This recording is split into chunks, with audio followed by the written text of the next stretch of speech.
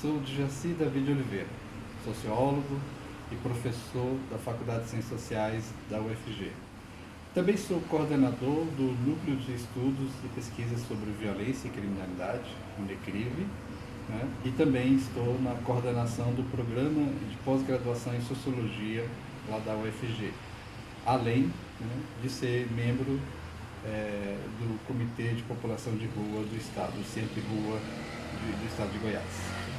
Nessa aula, né, vamos passar por várias etapas, né, que é uma forma de chegar ao conceito básico do que é a criminalização da população de rua. Para chegar lá, eu fiz várias partes.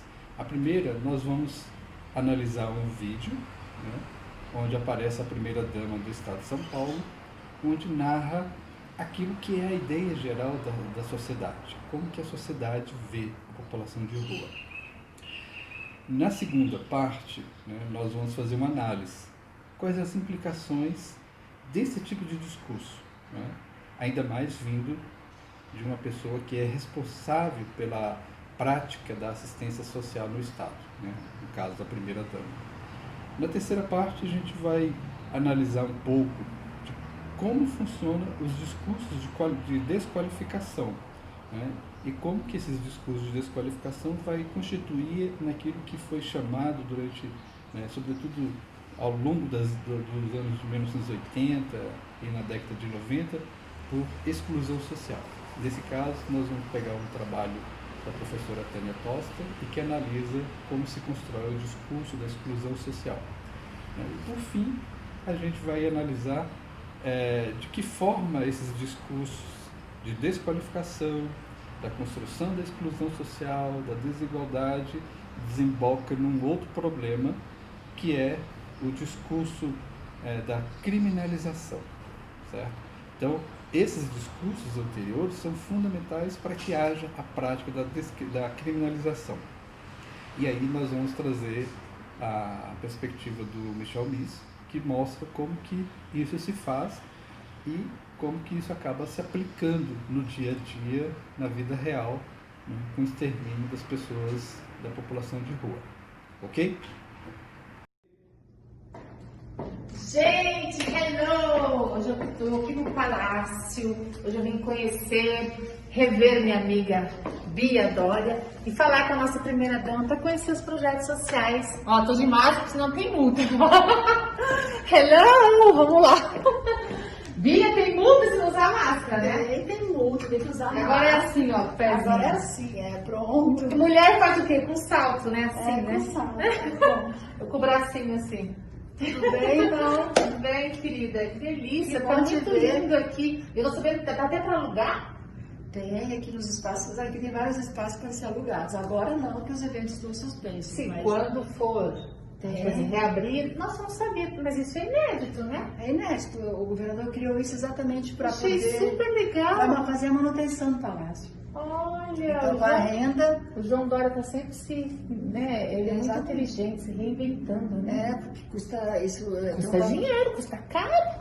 Então os espaços são alugados. Vou te mostrar, tem o Salão Vinícius Guimarães. Nós temos o hall de entrada, que é maravilhoso. Gente, eu vou alugar. Quando a pandemia acabar, eu quero alugar para fazer um almoço aqui, Bia. Vamos fazer um projeto social, faz um almoço com projeto social. Claro, com a renda revertida. Mas fala um pouquinho dos projetos, tem tantos projetos sociais que eu vejo você aí, Bia Dória, falando, e no seu Instagram e tal. Fala um pouquinho desses projetos para nós. Pois é, nesse momento, dessa loucura de...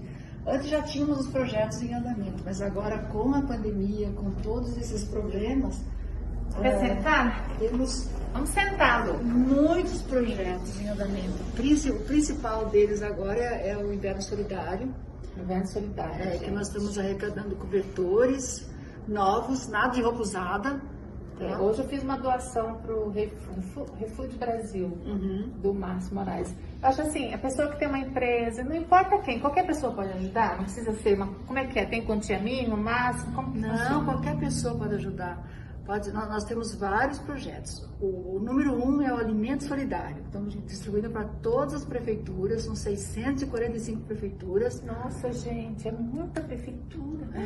645? Prefeituras. E cada prefeitura tem só nós aqui em São Paulo temos 24 mil moradores de rua, sem contar com todas com as instituições todas. Então é um número muito grande. E a Bia Dora está fazendo um trabalho maravilhoso, de consciência mesmo, as pessoas que vivem na rua, para tentar levá-las para os abrigos, eu tenho acompanhado aí. Isso. E esse é o trabalho da primeira-dama, gente. Não é só fazer foto, não. Tem que ficar as primeiras-damas só fica com o cabelinho arrumado. Não, a Bia mão na massa aqui. Alô, ai, gente, eu detesto falar de massa, mas enfim. Como você já teve, né? Não. Já teve, né? Então você vai tirar. Eu já tive, graças a Deus. Então pronto. Ai, ufa, Lala, eu já tive, tô imune. E agora quando a gente sair, a gente coloca. Tá bom. Mas olha, falando dos projetos sociais, algo muito importante é assim. As pessoas que estão na rua, não é correto você chegar lá na rua e dar marmita porque a pessoa tem que se conscientizar que ela tem que sair da rua. Porque a rua hoje é um atrativo, a pessoa gosta de ficar na rua. Você estava me explicando, eu fiquei passada, porque eles não querem ser na rua, porque no abrigo eles têm horário para entrar, eles têm responsabilidade, limpeza, e eles não querem, né, Não Bia? querem, a pessoa ela quer receber, ela quer a comida, ela quer a roupa, ela quer uma ajuda e não quer ter responsabilidade. Então isso está muito errado, porque se a gente quer viver num país... Todo mundo tem suas responsabilidades. Nós temos. Se a gente não pagar nossas contas... Imagina, vai para cartório, querida. Hello. E o povo fala. O povo fala e vai na loja. A Bia, com seu bom humor, ela tá sempre ativa aí, viu? Parabéns. E olha, esse palácio tá maravilhoso, suas obras são... Bem, minhas obras estão emprestadas daqui, viu? Eu sei, você realmente... É o seguinte, aonde meu marido tem uma paixão por arte, então aonde ele vai, ele tem que ter as obras, que também eu acho que também é um jeito dele lembrar de mim, né? Não, mas não é só ele não, das pessoas, eu tenho muitos amigos que têm eu quero agora as suas obras também lá na minha casa, já falamos com o nosso arquiteto, você é muito talentosa, você tem um talento único. Você vê, por exemplo, aquela escultura, ela foi feita com madeira reciclada, com madeira que eu encontrei da estrada. Olha, gente, que linda, e é maravilhosa, linda. Tem todo um trabalho. Essa aqui era uma raiz. Sabe aquela cabeça toda feita de resto de lixo. Resto de lixo, gente. Você vê como nós, os brasileiros, a gente tem tanta, né? Isso, na verdade, você é inteligente, você é inovadora, porque a gente tem, você tem a madeira, o Brasil é rico, né? O Brasil é rico em tudo. Nós temos madeira, nós temos o melhor granito, nós temos o granito, o mármore, pedras preciosas. Eu tenho pedras preciosas lá do Ceará, eu quero ver. Se você tem um brinquinho com uma pedra, eu tenho 1 metro que eu faço esculturas. Que lindo! Nós temos pedras preciosas maravilhosas para o Brasil. Parabéns! Olha, nós vamos fazer muitos eventos aqui, já que está alugando agora. Adorei essa ideia, viu, Dora? Hello, parabéns! Porque acho que ninguém fez até hoje isso, né? Não. Nunca. O Dora está sempre se inovando. É verdade. Adorei, viu? Que, meu amor? Ó, Thiago, hello! Vamos pegar os olhinhos dele? Vamos. De vocês é mais bonito, não, viu? Falando das prefeituras, vou mandar um beijo para a primeira-dama, que é a Fernanda, lá de Piracá, que faz um trabalho social bem bacana também. Estive lá numa live solidária. Hello, Fernanda, besitos. Besitos. Linda. 645. Olá. Bom, então seria muito legal que a gente pudesse conversar mais, né, e pensar, mas o tempo aqui é muito pequeno, e acho que seria legal então a gente pelo menos tentar entender um pouco o que significa esse vídeo, né, que tem a entrevista da primeira-dama de São Paulo, Bia Dória.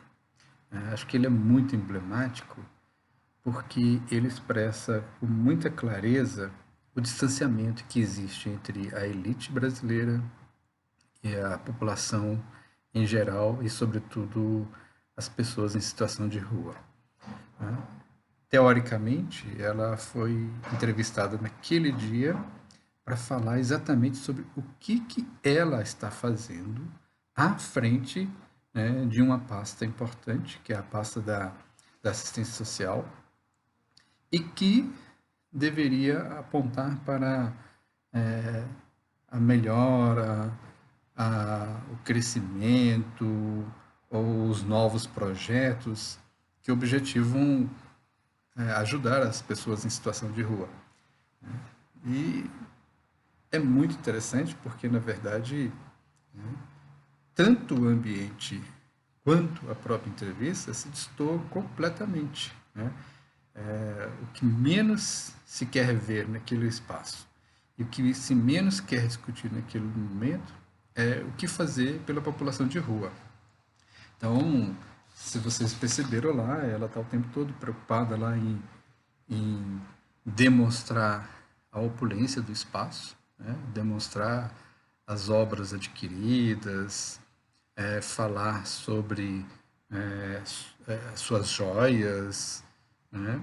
E sobre a população de rua, pelo contrário, a única coisa que ela destaca naquele lugar, né, que era um lugar absolutamente distante e afastado da realidade brasileira, é que tem uma verdadeira ojeriza à população de rua. Por quê? Porque ela expressa o que praticamente toda a elite brasileira expressa: um menosprezo, né?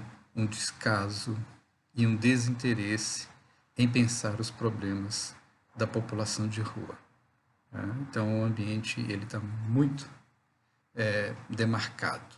Aquele lugar é um lugar muito clean, muito limpo e muito afastado das demandas e da realidade da população de rua. E São Paulo tem uma das maiores populações de rua do Brasil.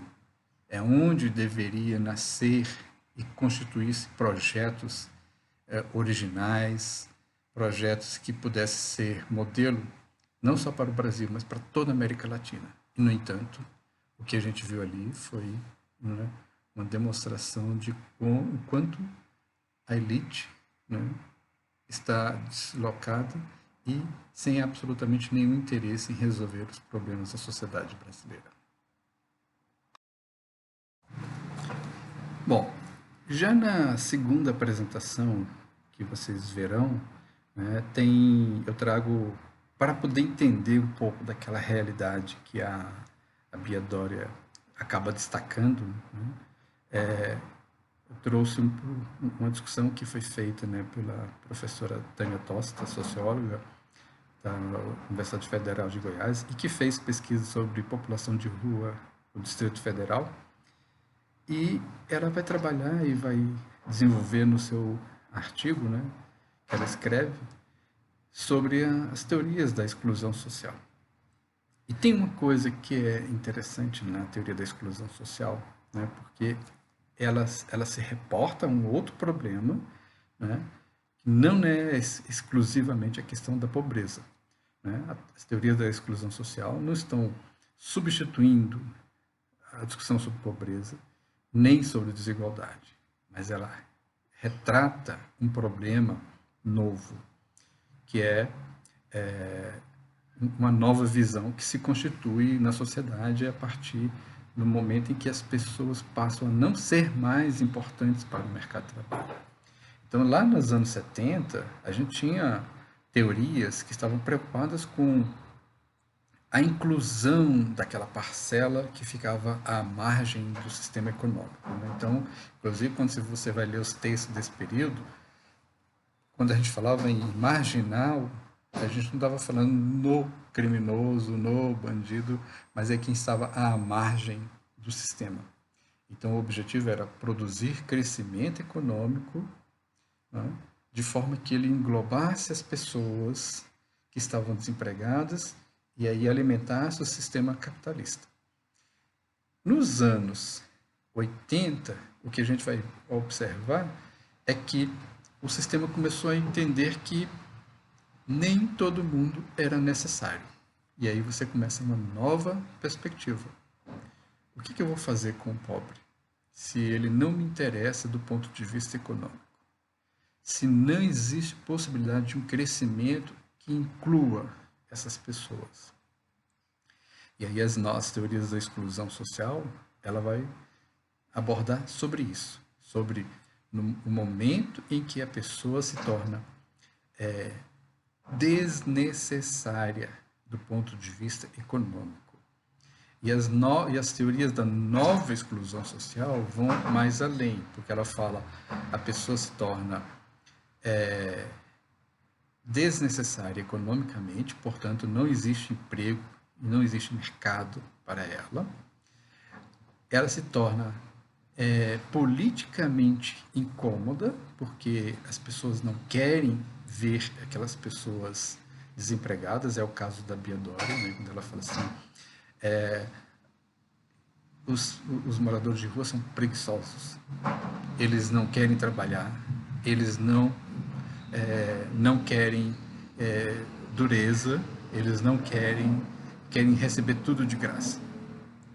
Então ela mostra claramente que eles são economicamente desnecessários, são politicamente incômodos, né? E nós temos uma fase que virá posteriormente, quando eles começam a se tornar socialmente perigosos, visto como socialmente perigosos. Porque aí a gente começa a pensar, se não interessa do ponto de vista econômico, se incomoda a sociedade e são vistos como perigosos, portanto, eles precisam ser controlados e, se necessários, eliminados. Aí é que vem uma outra teoria mostrando que, né, há uma perspectiva de extermínio das pessoas porque elas são perigosas, porque elas ameaçam a sociedade. Então a gente tem aí uma outra perspectiva e uma outra teoria que vai tentar explicar o que vai acontecer, né, com as pessoas.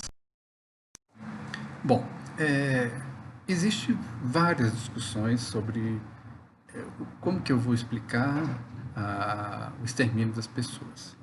Mas veja bem, a gente começou lá falando na discussão sobre a exclusão social, né?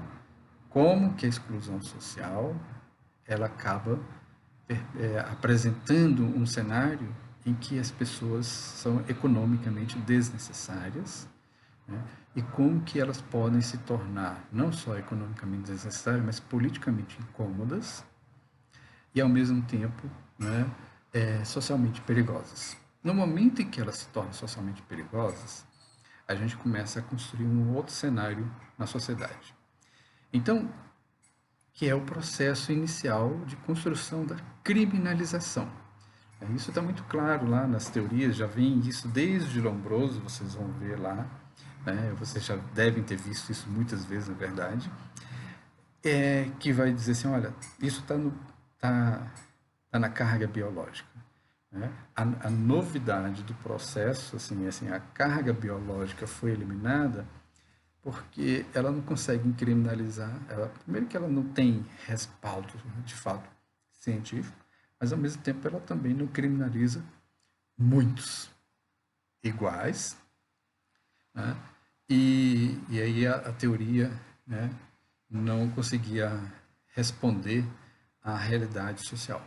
Bom, e aí, assim, as teorias da criminalização que vão demonstrar como que isso é construído, mostra que o processo é muito mais sofisticado, muito mais elaborado socialmente. E ele se constrói a partir dos estereótipos, né, dos preconceitos, né, dos desejos de dominação, da desigualdade, das várias formas de desigualdade de gênero, desigualdade racial, desigualdade econômica, né? E as teorias mais recentes, né, vão mostrar como que o processo de rotulação ele é essencial para eu poder produzir quem é o perigoso. Quem é a pessoa perigosa? Quem é a pessoa que dá medo? Então a pessoa vai dizer, olha, são os que têm cabelos longos, são os negros, são os ciganos, são os estrangeiros. Esse processo de rotulação, né, vai naturalizando, em alguma medida, quem é a pessoa perigosa. E todos os lugares do planeta, em todas as partes do mundo, né, os sistemas de segurança, os governos, né, os gestores, procuram trabalhar em cima desses estereótipos. E a partir desses estereótipos, eles vão dizendo quem é a pessoa que comete crime, quem é a pessoa que, né, está desestabilizando a nossa sociedade. Então, em algum lugar vai ser o judeu, em outro lugar vai ser o negro, em outro lugar vai ser o índio, em outro lugar vai ser, né, os pobres. E isso, né, que a gente chama de teoria da rotulação, ela é extremamente utilizada, não a teoria em si, a teoria ela é feita para explicar, mas a prática para criminalizar algum grupo que eu quero eliminar na sociedade, né? Então, o Appadurai vai trabalhar isso muito bem no livro dele chamado O Medo do Pequeno Número, onde ele mostra como que essa rotulação ela não se importa em esmagar minorias, mesmo que ela não implique em nenhum possibilidade de desestabilização daquela sociedade. Mas eu preciso eliminar alguém para satisfazer outra sociedade. Para satisfazer a elite, nós vamos agora atacar os moradores de rua. Eles não ameaçam a sociedade, eles querem construir um lugar na sua história de vida e querem conseguir galgar, mas não conseguem adquirir essas oportunidades, porque isso não é feito de uma forma muito simples, né?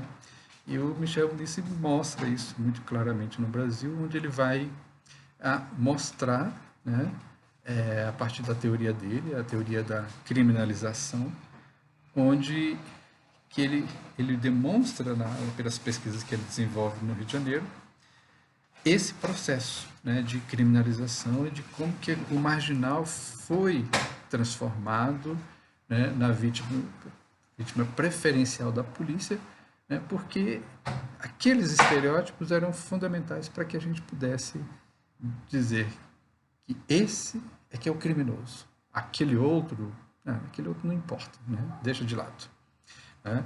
E então, assim, a teoria da criminalização, ela escolhe, queremos os negros, e no Brasil a escolha foi em cima do negro. Então, não é à toa que nós temos muitos negros, como nos Estados Unidos, nas prisões. Por quê?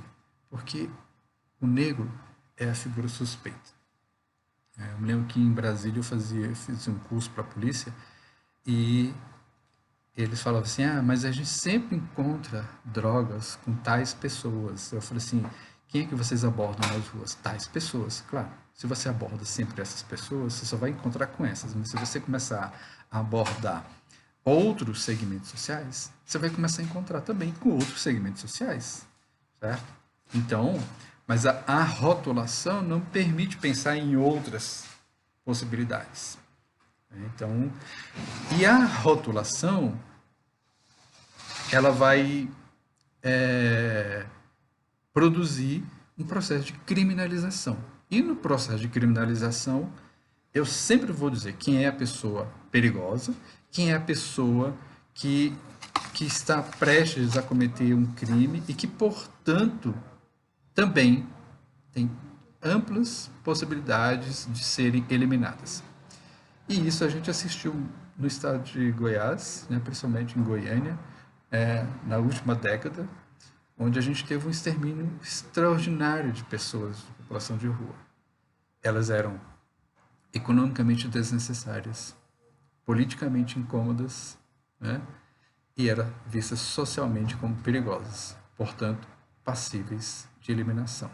O processo de criminalização é o processo que vai me permitir chegar a esse objetivo final. Bom, a gente pode conversar em outros momentos. Fica à disposição para a gente continuar o nosso diálogo. Um abraço. 45